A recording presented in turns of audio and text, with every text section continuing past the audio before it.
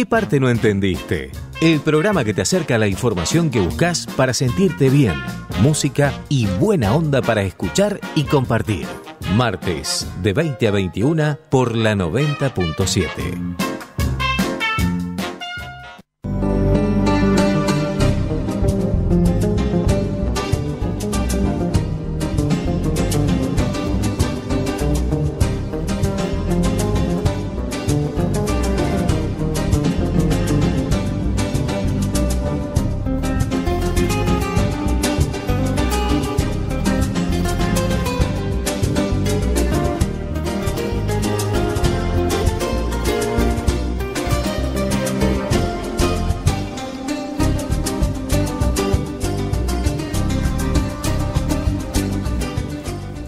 Estamos con otro programa de ¿Qué parte no entendiste?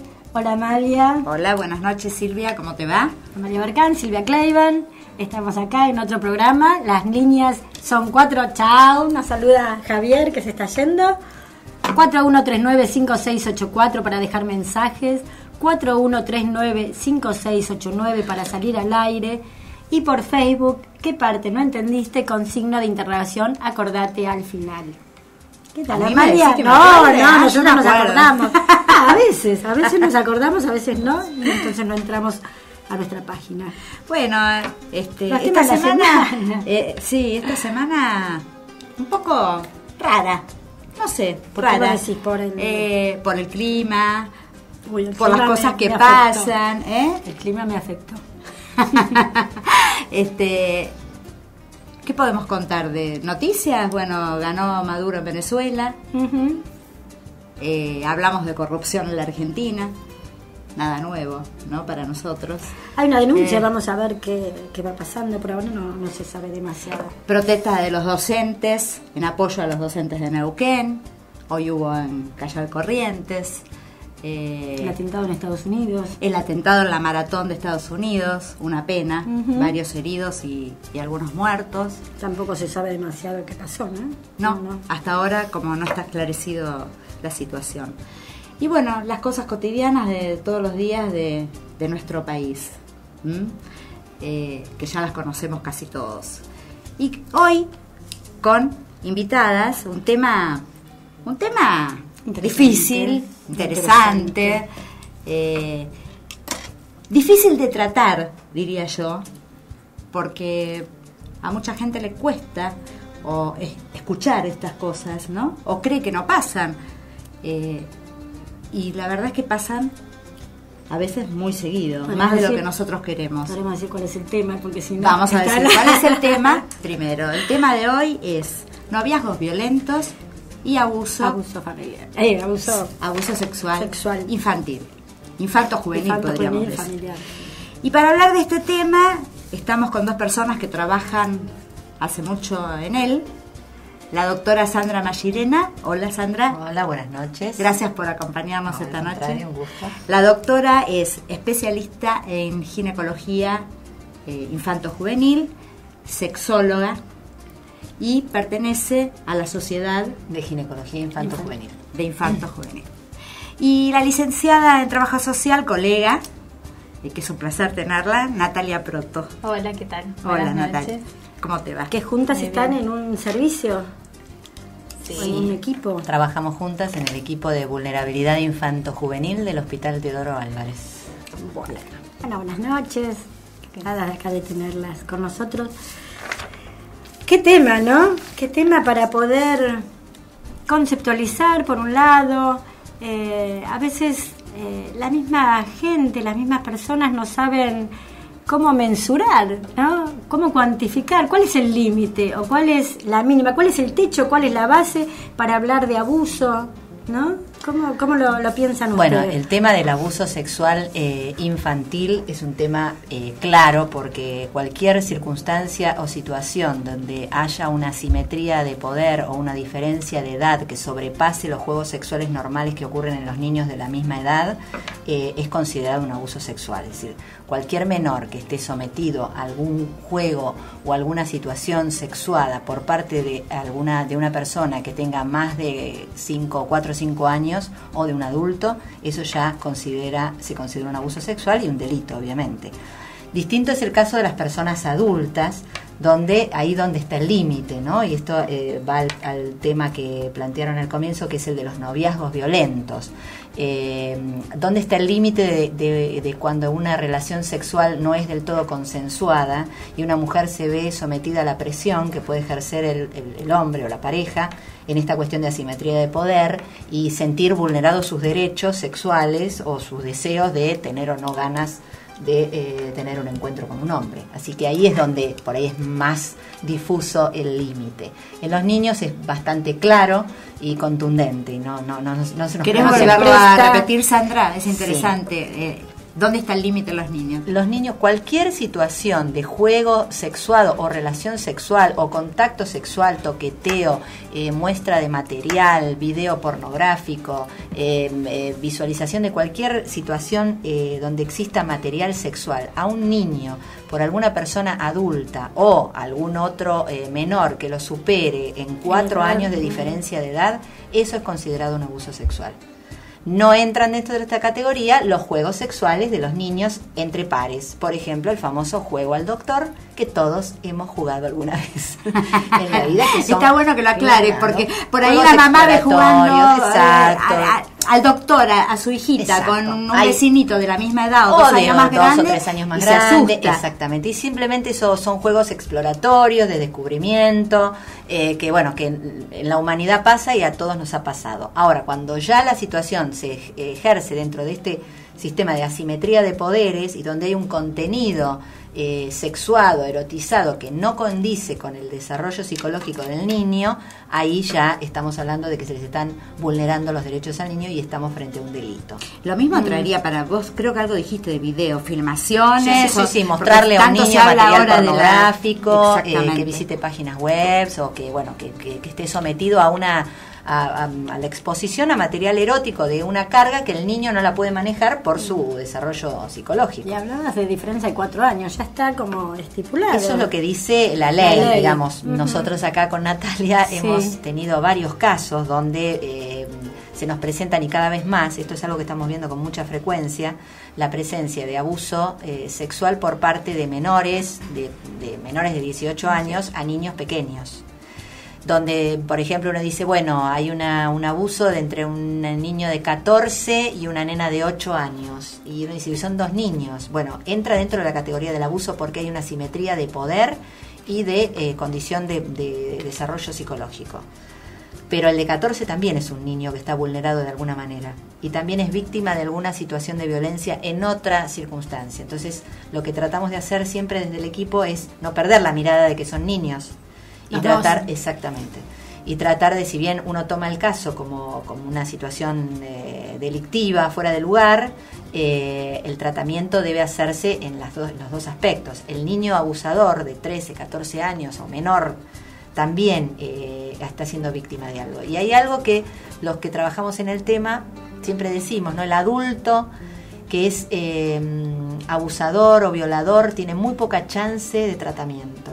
Eso está escrito en todos lados y es algo que se sabe a ciencia cierta, que tiene muy pocas posibilidades de rehabilitación y de tratamiento un adulto violador o abusador. En cambio, el adolescente sí. Entonces es muy importante que la gente que trabaja en abuso sexual entienda que si está frente a un menor que ha cometido un hecho delictivo, bueno, no solamente ponerle la pena que le corresponda dentro de los márgenes que marca la ley, mucha chance para sino que tiene posibilidades, exacto, de recuperarse, de rehabilitarse y tiene todo el derecho a recibir un tratamiento. Ahora, vos dijiste algo que me llamó la atención, dijiste, lo estamos viendo cada vez más. Esto que sucede entre los adolescentes y los niños. Digo, ¿tienen alguna presunción de por qué esto se está viendo cada vez más? Bueno, sí, tenemos alguna presunción y estamos todo el tiempo acá, bueno, con Natalia, nosotros tenemos reuniones periódicas, trabajamos todo esto desde la interdisciplina porque muchas veces a nosotros mismos nos choquean las mismas cosas que vemos, sí, porque bueno, no entran dentro de la cabeza de... Pero sí encontramos un denominador común, y si no, Natalia, corregime, es que hay una alta exposición de los niños o de los adolescentes a un alto contenido de material erótico no supervisado por adultos. Léase internet, redes sociales, la televisión también. En muchos casos hay películas que lo pasan a horas, donde los chicos quizás están solos o al cuidado de hermanos más grandes y no son los que ponen el límite de qué ver y qué no ver en la televisión, por ejemplo, o qué ver o no ver en internet. Ahora, la televisión está ampliamente en todos los hogares. Internet no tanto, entonces acá se abre como un tema, ¿no? Que ya no sería privativo de alguna clase social en particular. No, precisamente esto, quizá nosotros por estar en un hospital público tenemos las dos visiones. Yo trabajo en privado y en hospital público, entonces bueno, tengo la posibilidad de ver a veces la misma situación de violencias o de estas cuestiones de mal manejo de la erotización de los menores, tanto en las clases más bajas como en las clases altas. Esto no es privativo de una clase social. Esto tiene que ver con la evolución que ha tenido la cultura mediática hoy en día y la falta de control. Cuando digo control no me refiero a que uno tiene que estar con el látigo, ¿no? Pero la falta de mirada por parte de los adultos a los niños. La mirada que implica el contacto empático, saber qué les pasa, qué sienten, sentarse a mirar con ellos qué es lo que están mirando, sentarse a charlar con los chicos, escucharlos cuando dicen.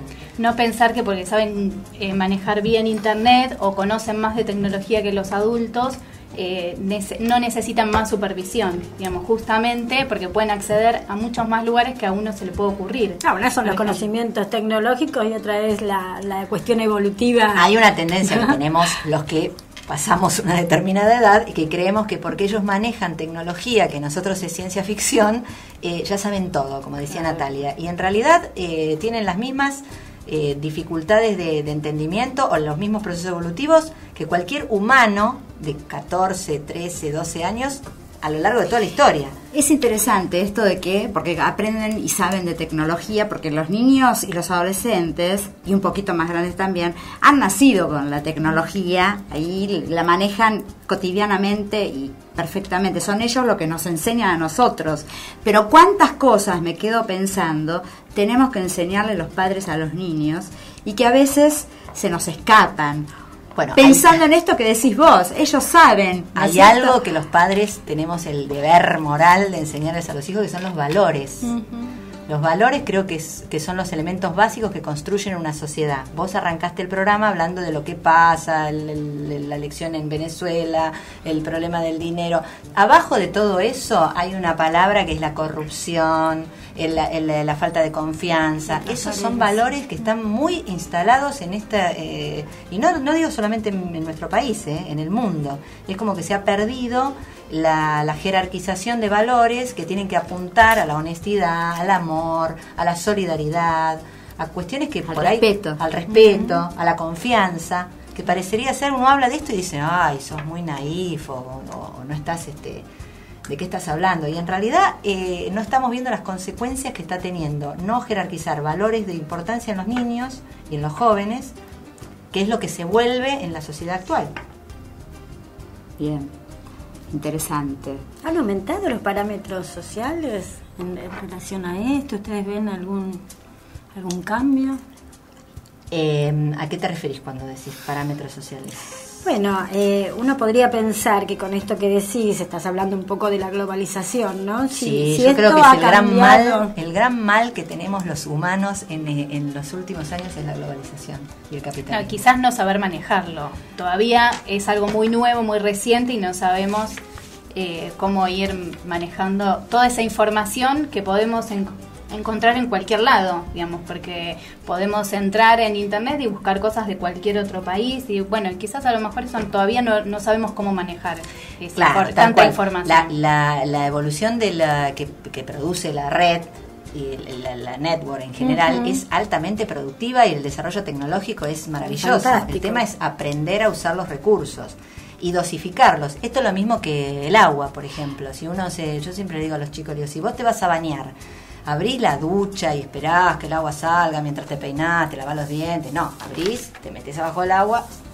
Ahora imagínate, regularizás el recurso. Claro. Lo mismo habría que poder hacer con el tema de imagínate si los adultos a veces no podemos manejar este nuevo recurso que se nos abre, claro, los niños... Lo que pasa es que ahí hay una cuestión que se mezcla con, digamos, con la parte neurobiológica, digamos. Hay una cosa También. adictiva que ocurre con el uso de la tecnología y de los medios, ¿no? Esta cosa adictiva dispara un circuito cerebral, que es un circuito dopaminérgico, que es el circuito de la recompensa. Entonces, bueno, también uno tiene que saber que puede tener recompensa haciendo otras cosas, haciendo deporte, compartiendo con amigos, estableciendo vínculos afectivos desde el contacto visual y el contacto corporal, no sé, investigando acerca de desarrollando alguna actividad artística. Vos hablabas de empatía con los hijos. Yo me imaginaba unos padres en la compu, ¿no? Ocupando su tiempo. Lo mismo, sí. ¿No? Pensaba lo mismo porque él en una situación, digamos, en una sala de esperando un médico, ahí estaban sus dos hijas con su mamá y las tres, cada una con su celular, y se hablaban pero sin mirarse a los ojos, y decía, recibiste tal mail y viste la foto, y entonces era la foto de ellas tres viendo cómo esto es difícil tener una empatía con un hijo cuando no se lo ve. Ahí es donde se pierde el rescatar los valores, porque volvemos a lo mismo. Si vamos a la biología, nosotros somos descendientes del hombre de la caverna, pero en realidad tenemos el mismo cerebro que el hombre de la caverna. No hubo ninguna evolución biológica. Por lo tanto, la tecnología no nos puede superar, no nos puede sacar de los recursos. Si nosotros no le damos validez a los recursos que traemos desde que estamos en la Tierra, estamos perdiendo y nos estamos autoextinguiendo. Porque yo puedo manejar la tecnología y es bárbaro porque yo hoy me entero, pongo un numerito y me entero la temperatura que hay en otro país y me entero las noticias cómo ocurrieron al instante, y si quiero información la busco, y eso me deja un montón de tiempo libre, porque el uso de la tecnología es al revés. Tendría que permitirle al humano tener un montón de tiempo libre para devolver a lo lúdico, para volver al contacto, para volver a la naturaleza, para volver al control, a lo creativo. Cuando yo era joven y estudiaba medicina y teníamos que ir a buscar una información, teníamos que ir a una biblioteca, buscar un índice que era como una biblia, como una guía telefónica, pedir un artículo, mandarlo a pedir, esperar que venga, imprimirlo, copiarlo. Ahora cualquier médico joven entra al buscador, pone 2 palabras y tiene toda la bibliografía del mundo al instante. Eso tendría que dejar el resto del tiempo para disfrutar. Bueno, tenemos que vamos a un corte, al primer corte. Les contamos que nosotros promocionamos nuevas bandas, si ustedes conocen, los oyentes conocen. Lo venimos haciendo hace ya varios tiempo, meses, ¿sí? Y hoy es con Timbo. Timbo es un dúo que componen Andrea Bolov y Sandra Antonucci. Hoy vamos a escuchar tangos y el primer tema es Sueño de Juventud.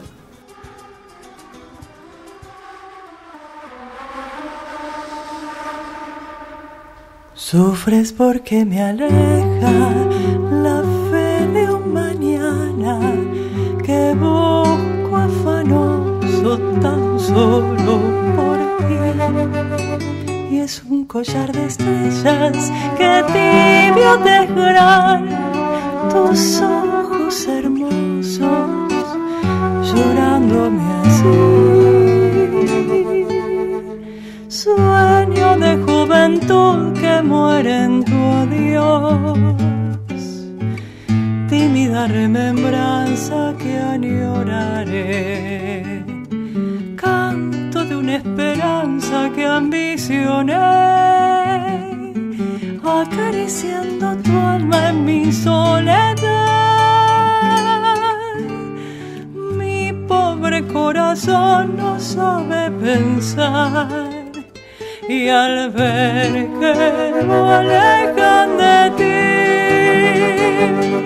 ti, solo sabe llorar, solo sabe gemir, sangrando al morir en tu adiós.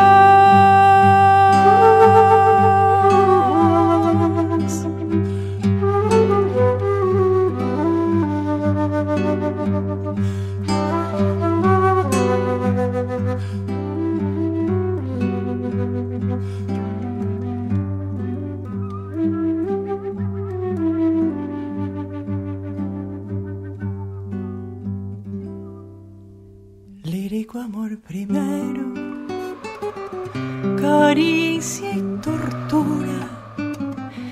castigo y dulzura de mi amanecer. Yo cunaré en un canto tu inmensa ternura, buscando en mi cielo tu imagen de ayer. Sueño de juventud que muere en tu adiós, tímida remembranza que añoraré, canto de una esperanza que ambicioné, acariciando tu alma en mi soledad.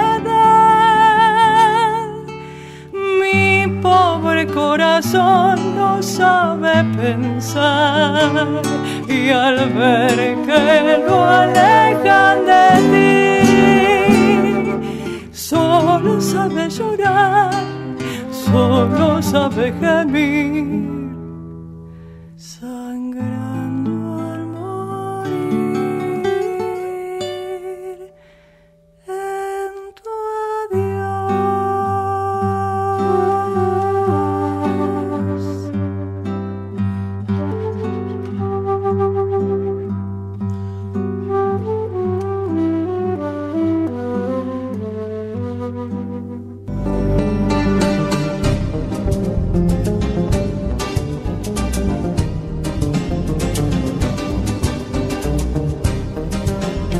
Bueno, estamos en el segundo bloque de qué parte no entendiste con nuestras invitadas de hoy. Perdón, te le voy a iba a interrumpir recordar porque los ahora teléfonos. los recordamos. Tengo dos mensajes. bueno. Uno de la doctora Clara Kant, nuestra oyente cocinera. Buenas noches, doctora. Gracias por escucharnos todos los martes. Mientras cocina, la doctora nos escucha. Es un placer que nos esté escuchando. Y después, obviamente, nos hace las críticas positivas y negativas del programa. Así que encantadísima, doctora. Y otro de Abel, de Rosario. Le mando un beso enorme. Ayer cumplió 60 años, así que le mando otro beso enorme. Doble beso, Abel. 60 Gracias. besos. Y gracias por escucharnos también todos los martes. Bueno, les recordamos que nuestras líneas son 4139-5684 para dejar mensaje, 4139-5689 para salir al aire. Y en el Facebook, ¿qué parte no entendiste? Con signo de interrogación al final. Seguimos entonces con nuestras invitadas. Bueno, de hoy. seguimos con la doctora Sandra Mallirena, especialista en ginecología infanto-juvenil, sexóloga, y con la licenciada Natalia Proto, trabajadora social. ¿Continuamos entonces con el tema? Continuamos. La pregunta que yo les quería hacer es si hay algo que influya o incida en que se dé abuso sexual. ¿Hay alguna situación que favorezca? Bueno, el denominador común siempre es la violencia en los casos que nosotros vemos, y la violencia atraviesa la sociedad en cualquiera de los estratos sociales. No, esto no es privativo de las clases menos con menos recursos, sino que también existen en los lugares, como puede pasar, hay miles de casos emblemáticos en la historia periodística donde se habla de abuso de menores en clases, independientemente de las clases sociales. Sí podemos decir que quizá esto que hablamos antes, la erotización extrema de los menores, la falta de escucha, la falta de mirada y las situaciones de hacinamiento. Natalia hablaba antes de esto de que quizá los papás trabajan todo el día, los niños quedan solos al cuidado por ahí de un adolescente, los lugares donde hay hacinamiento laboral. Sí, la realidad también en el hospital lo que vemos muchos casos en donde en el mismo lugar de trabajo de los papás están los chicos, porque son familias que viven en el mismo lugar. Entonces los papás sí tienen que estar trabajando sin poder ocuparse de sus hijos, y hay chicos muy chiquititos que se quedan solos, y también hay adultos que aprovechan de esas situaciones, que no dejan además documentos o nombres verdaderos. Entonces después cuando uno quiere hacer una denuncia no se puede realizar.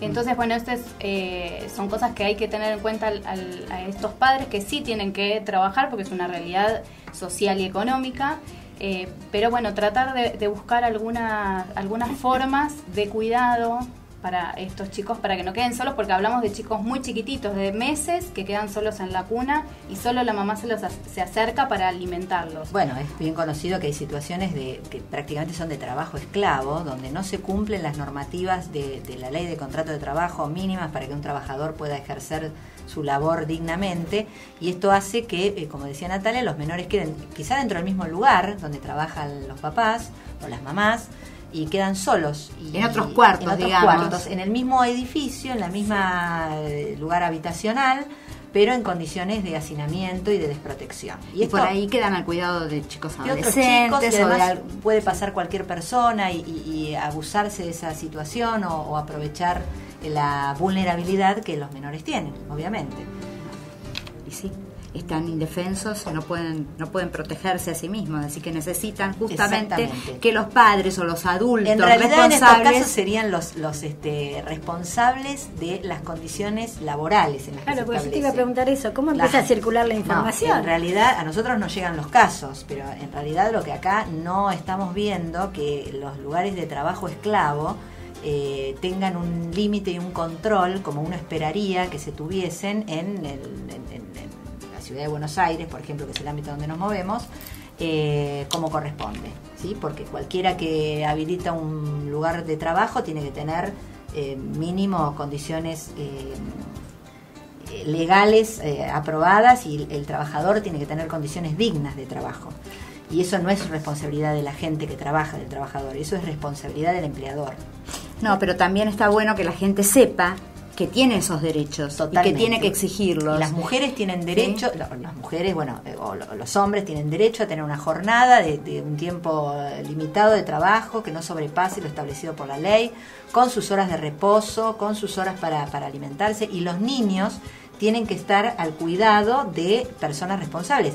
Y si no, muchas veces hay guarderías o lugares especiales donde se pueden dejar los niños, que están también avalados y reconocidos por la entidad empleadora. Claro, por eso la idea la gente tiene que saber, no es responsabilizar a la gente de lo que pasa, pero sí saber que tiene el derecho de exigir determinadas condiciones. El derecho a la salud de los niños también. Entonces, permitir que un padre se acerque a un hospital con su hijo para hacer una consulta, eso también es un derecho que tiene el niño, además del de educación, de ir a una asistencia, un control pediátrico, donde los papás no solamente van a revisar al nene el talle y el peso, también uno hace preguntas al pediatra de cosas que va viendo, del crecimiento, de la evolución de los chicos, del alimento. Bueno, uno tiene como otro profesional más a quien poder hacer o presentarle una inquietud. No, y a raíz de lo que está diciendo Natalia, también es importante que muchas veces, y afortunadamente, porque eso es la parte buena, recién en el bloque anterior le dimos con un caño a los medios de comunicación, ahora vamos a reivindicar los medios de comunicación. De hecho, es muy importante todo lo que se ha hablado y todo lo que se expone acerca de la violencia de género, el abuso de los menores, y eso hace que nosotras veamos en la práctica clínica que cada vez son más pequeñitos los que denuncian, y cada vez es más corto el intervalo entre el abuso y la denuncia del niño. Entonces, también el espacio donde el papá lleva al hijo al pediatra o lo lleva al centro de salud es porque quizá escuchó algo del niño que mostró inquietud, y siempre hay que creerle a los niños, porque los niños, como decían en nuestra época, ¿no? Los niños, los borrachos y los locos no mienten. Los niños siempre dicen la verdad, sobre todo los más pequeñitos. Con esto que estás diciendo, a los niños hay que creerle. Nos vamos a la tanda publicitaria.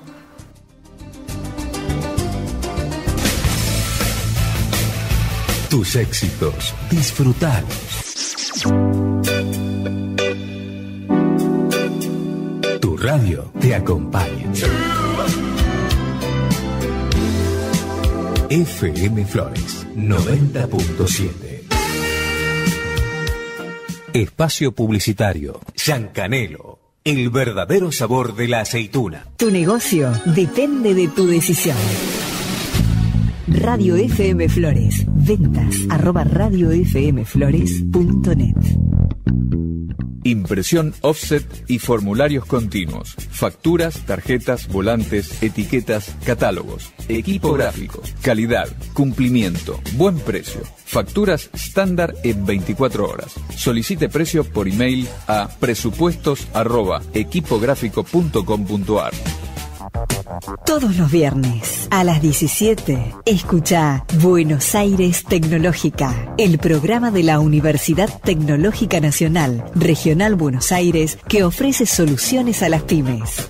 Buenos Aires Tecnológica, todos los viernes a las 17 por FM Flores. Estación de servicio YPF autorizada. Cambio de aceite y filtro. Lavado, engrase, Servicompras. Locutorio Internet. Solicite su tarjeta Serviclub y canjee sus premios en estación de servicio YPF autorizada. Jonte y Lavallol. Teléfono 4566 1883. Todos los sábados a las 18, el mejor blues está en FM Flores. Guillermo Blanco Alvarado y el Tano Alberto Rosso hacen No Tan Distintos. 3 horas de blues de acá y de allá. Agenda, noticias, comentarios y los mejores músicos tocando en vivo en nuestras radio sessions. No lo olvides, sábados a las 18, No Tan Distintos. Blues. El Payaso, Jardín de Infantes y Maternal. Niños de 45 días a 4 años. El Payaso, Páez 2870, Casi Nazca. Teléfono 4611-9778.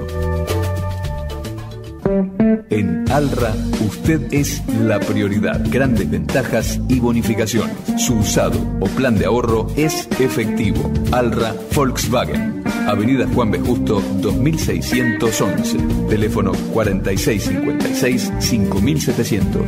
Servicio postventa 4671-8888. www.alrabw.com. En Alra, primero usted.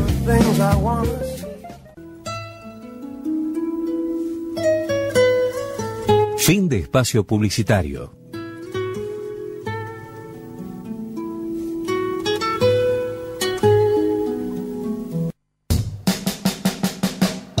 ¿Qué parte no entendiste? El programa que te acerca a la información que buscas para sentirte bien, música y buena onda para escuchar y compartir. Martes, de 20 a 21 por la 90.7.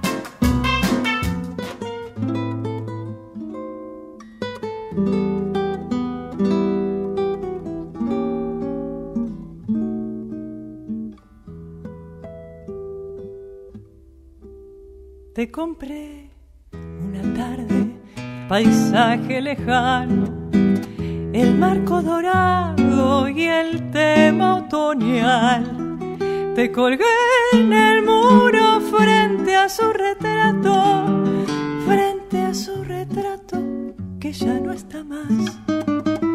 Es tal vez por eso que recién me angustian tu tono velado, tu sombra, tu gris, tu cielo techado de nubes y bruma, tu parque llorando con lluvia de abril. ¿Quién será que en tu tela pintó la quietud otoñal del pinar? Y esa luz de olvido y el confín perdido y el camino herido de azul y la soledad. ¿Quién será que una vez te encontró como sos y logró comprender tu color? ¿Qué alma buena vio la pena de la nube gris del camino azul del dolor de abril?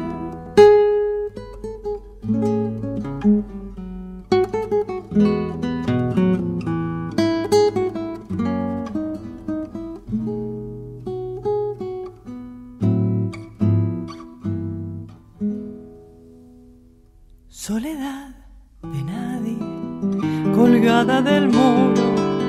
Hoy sé que mi vida, lo mismo que vos, solo es un paisaje lejano y oscuro, sin plata de ensueño, sin oro de amor. Somos sí lo mismo, con igual destino, garúa borrosa de un día de abril, un nido vacío y un viejo camino, y un aire de ausencia muy triste y muy gris. ¿Quién será que en tu tela pintó la quietud otoñal del pinar, y esa luz de olvido y el confín perdido y el camino herido de azul y la soledad?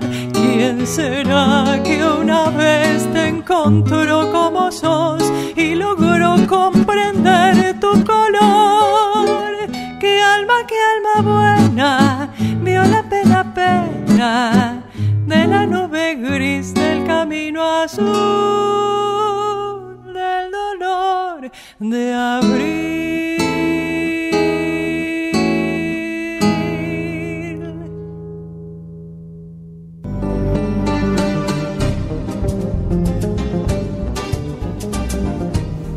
Bueno, comenzamos el tercer bloque. Escuchamos recién Paisaje por el conjunto Timbo, que es una de las bandas que estamos promocionando hoy martes. Andrea Bolov y Sandra Antonucci. Muy bien. Seguimos con nuestras invitadas de hoy. Y con los teléfonos, que los volvemos a dar al aire, 4139-5684, 4139-5689. ¿Qué parte no entendiste? Con signo de interrogación al final en el Facebook. La doctora Sandra Mallirena nos acompaña hoy, especialista en ginecología infanto-juvenil y sexóloga, y la licenciada Natalia Proto, trabajadora social. Gracias otra vez por venir, y muy interesante el tema que estamos tocando. Habíamos quedado en esto de la mirada de los padres y qué pasaba cuando un niño le cuenta a sus padres sobre algún tipo de abuso. ¿Cómo repercute esto en los adultos? ¿O qué hacen los adultos con esto que están escuchando?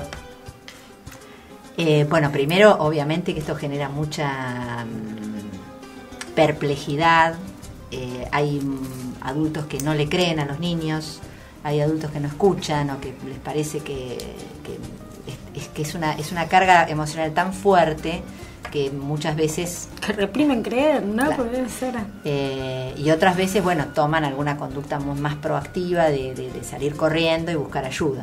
Sí, a veces la consulta la hacen en forma más tardía. Quizás encontramos casos que dicen, y me lo contó hace un mes, hace 2 meses, pero yo la verdad es que no sabía qué era lo que estaba pasando, porque bueno, moviliza y repercute en toda la familia, no solamente en esa mamá o ese papá que está escuchando o en ese niño, sino que en toda la organización familiar, porque a veces es conviviente. En general, la mayoría de las veces es una persona conviviente o un conocido de la familia, familiar claro. Directo.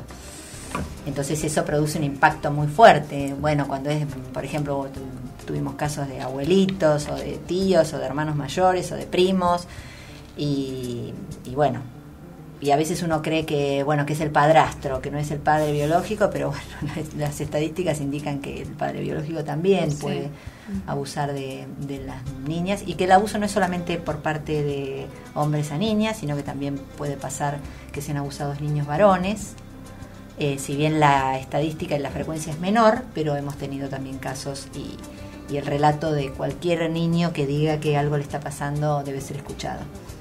En general no es poco probable que venga el niño y diga mamá, fulano me hizo tal cosa, pero bueno, hay indicadores no solamente de conducta sino físicos también, que a uno le pueden hacer presuponer Sandra, que ese niño está siendo por lo menos vulnerado de alguna manera. ¿Querés explayarte en los indicadores?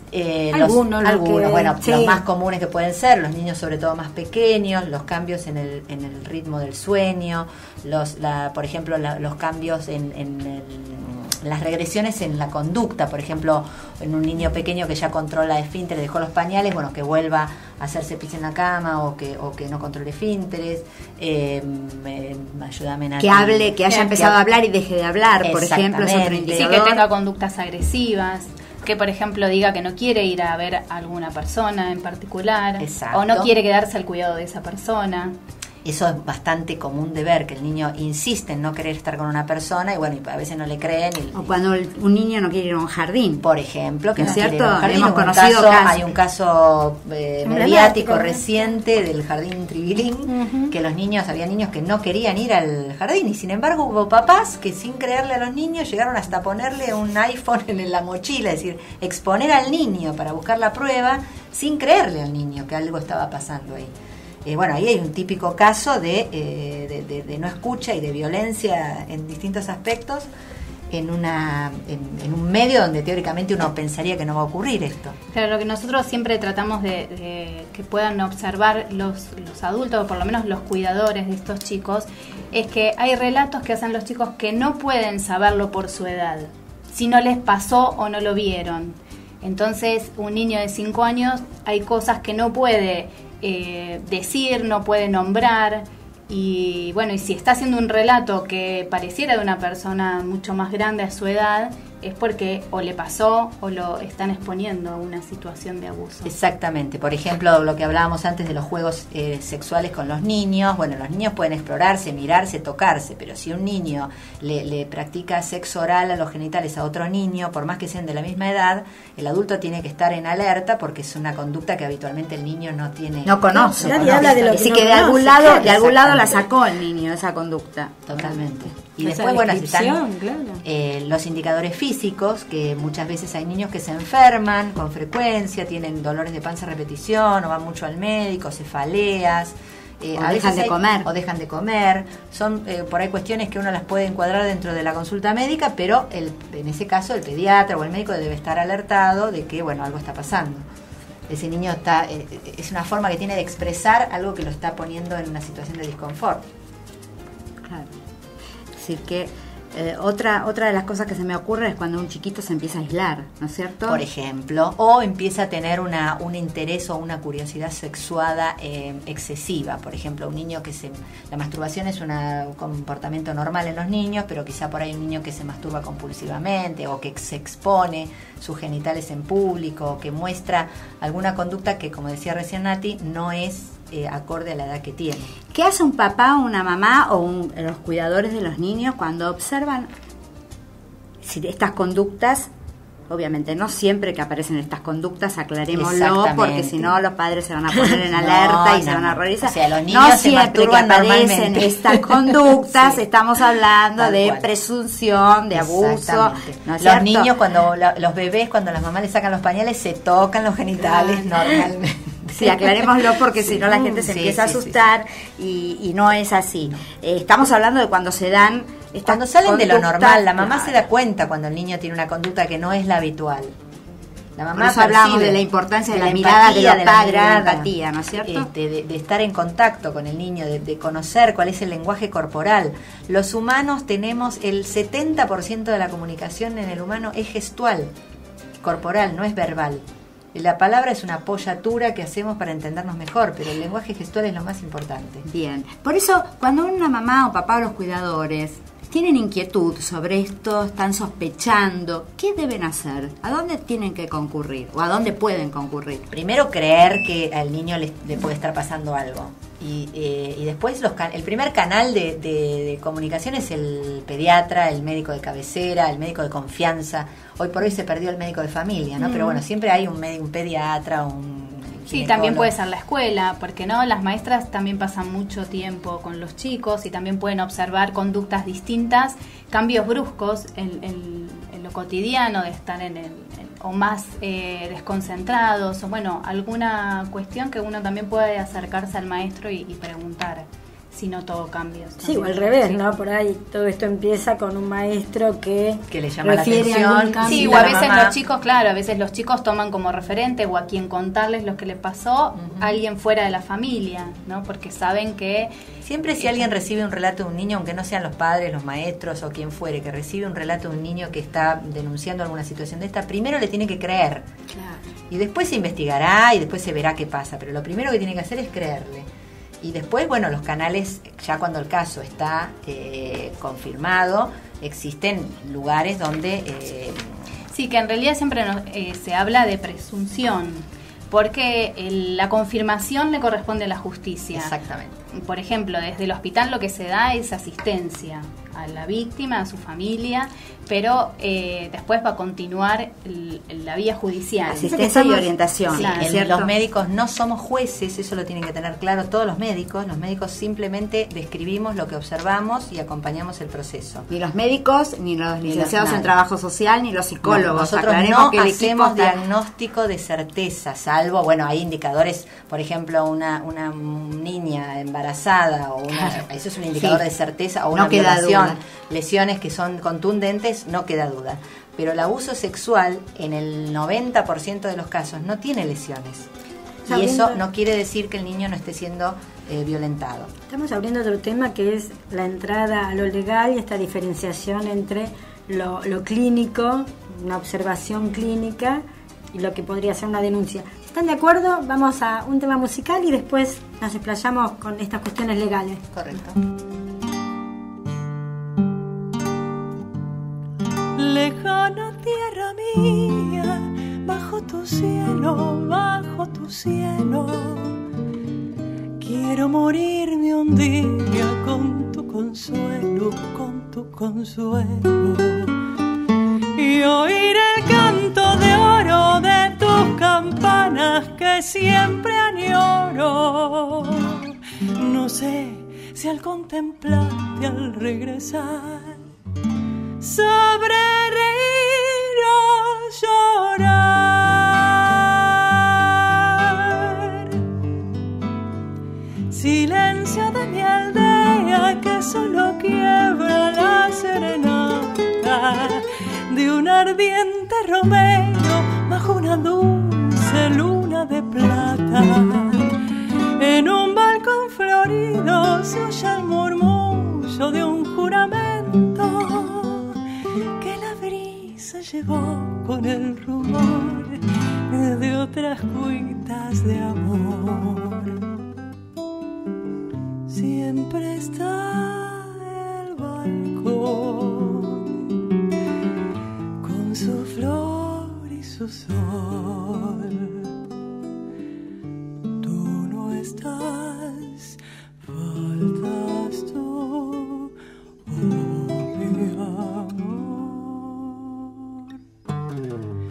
Lejana tierra mía de mis amores, cómo te nombro. En mil noches sin sueño, con las pupilas llenas de asombro. Dime, estrellita mía, que no son vanas mis esperanzas. Bien sabes tú que pronto he de volver a mi viejo querer.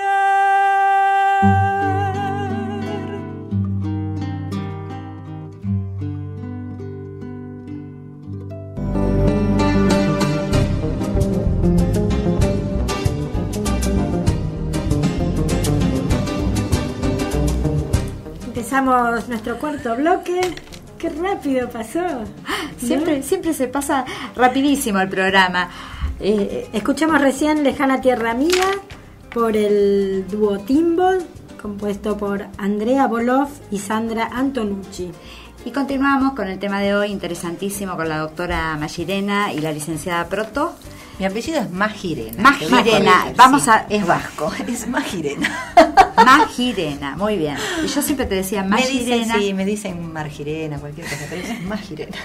Magirena, muy bien. Después nos querés decirnos tu página para que la gente te podemos pueda... dejar mi página web que es Sí. www.sandramagirena.com.ar. Una sola G. Fácil. Hablábamos fuera de salir al aire sobre los noviazgos violentos. Bueno, Estuvimos charlando un ratito. Sí, todos los temas da para otro programa. Sí, cada uno de los temas pero bueno, que es tratados así hoy. como por ahí para resumir un poco lo que decíamos de los indicadores, también los jóvenes como han cambiado su forma de comunicación y los cambios de paradigma, que bueno, que son lógicos y evolutivos a la evolución de la modernidad, pero bueno, a veces uno ve que la forma de tratarse pasa de lo que es el respeto, ¿no? Hoy por hoy decirse boludo no es lo mismo que cuando nosotros nos decían boludo. Claro. Pero hay cuestiones que tienen que ver con la forma en que se llaman, se tocan, se golpean, se relacionan y se vinculan entre ellos, o se hablan, se gritan. La violencia no es solamente pegarse un golpe y ser físicamente agredido. La violencia también puede ser manifestada por una frase, por una palabra, por un grito. Y muchas veces las jóvenes no se dan cuenta de esto y quizá piensan que van a ser dejadas o que no las van a querer más, y muchas veces se ven sometidas a situaciones de este abuso de poder de género, que les guste o no a los hombres, sigue siendo dominante el género masculino con respecto al femenino. Y digamos bueno, que no es privativo de uno u otro, no, pero no, vos las decís mujeres que también pueden ser violentas, pueden golpear, pueden pegar. Nosotros acá con Nati descalificar descalificar, también. somos malas brujas, como dicen todos. Pero hay una cuestión que sobre todo las jóvenes deben estar alertadas, que cuando, lo mismo que los niños, cuando a uno no le gusta cómo lo están tratando física, psicológica o sexualmente, tiene que poder decir no me gusta esto que me estás haciendo. Y esto va en todos los planos de vinculación en los jóvenes. Y muchas veces las relaciones sexuales no son consensuadas. Y a veces las chicas se ven presionadas porque o las van a dejar o no las van a querer o no van a ser como el resto de las otras que sí tienen relaciones y ellas no.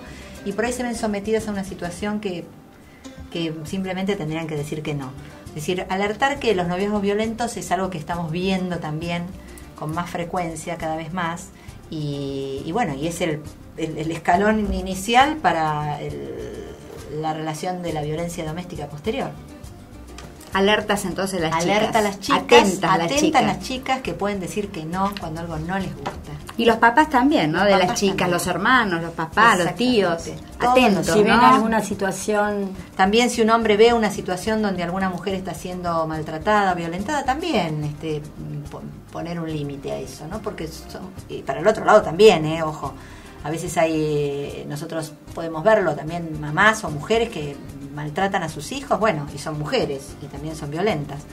Pero bueno, si uno mira las estadísticas, siempre son más las mujeres violentadas, así como son más las niñas abusadas y más las mujeres violadas. Entonces, bueno, por una cuestión de frecuencia, por eso hablamos tanto e insistimos tanto en este tema de la violencia de género. Y bueno, porque es la realidad. La realidad muestra que es así, Tal cual. ¿no es cierto? Bueno, habíamos hablado dónde... ¿Qué hacer? La pregunta es, ¿qué se hace cuando uno se encuentra ante estas situaciones, ya sea de violencia o de abuso sexual? ¿Dónde se recurre? Bueno, en el caso de violencia hay un número de teléfono, una línea 137, que es muy importante porque van al domicilio en el momento que esté ocurriendo la violencia o el hecho de violencia. Entonces se presenta en general psicólogo, trabajador social, en ocasiones un policía, y bueno, trata de mediar en esa situación para por lo menos frenar en ese momento la violencia y después asesorar, orientar a la víctima y al victimario también. También está la OVD, que es la Oficina de Violencia Doméstica, que funciona las 24 horas, todos los días del año, donde se pueden acercar las mujeres y hacer la denuncia. En ese momento lo que se va a determinar es la urgencia de tomar una medida, por ejemplo, una medida de protección. Y esa denuncia, claro, esa denuncia ¿a dónde se dirige? Es decir, ¿a dónde se viabiliza? Si hay que tomar una medida, eso se da intervención a un juzgado civil, que es el juez el que va. Si es dentro de la mañana, por ejemplo, puede que un juez ese mismo día tome una medida de protección, como ser la exclusión del hogar del victimario o la prohibición de acercamiento. Bueno, tomar alguna medida de protección. De protección hacia la Yo víctima. preguntaba también dónde quedaba, porque vos decías dirigirse. En la Valle, claro, en la Valle 1220. 1220, que Sí. es Uruguay, Panamá. Sí, donde está tribunales, claro. Bueno, y ahí hacer la denuncia y se le da o no intervención. Bueno, también hay un equipo interdisciplinario, hay médicos forenses si es necesario. Esto para lo de violencia, pero para lo de abuso, que como bien decía Sandra, es un delito y hay que denunciarlo, hay que ir a la comisaría de cualquier... En general recomiendan que sea cercana al domicilio donde haya ocurrido. pero tiene que ir a la comisaría. En provincia son comisarías de la mujer y en capital las comisarías. Y deben tomar la denuncia, ¿no? De lo que, aunque no tengan muchos datos, porque no necesitan que esté el chico por ejemplo. El otro tema es que la gente no crea que a veces les dicen tiene que ir al hospital o al médico que le pongan un papel que el chico fue abusado. No.